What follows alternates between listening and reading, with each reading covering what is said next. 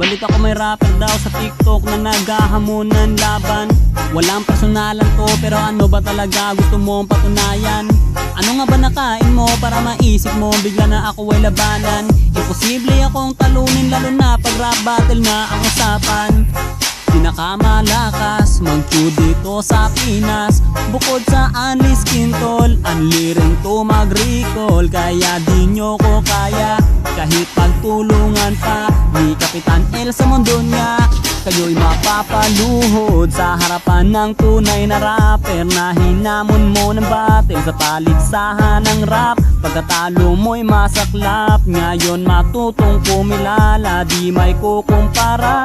Sarap mong parang misa, ganto mag-rap ang Pinoy. Oy, oy, oy, oy,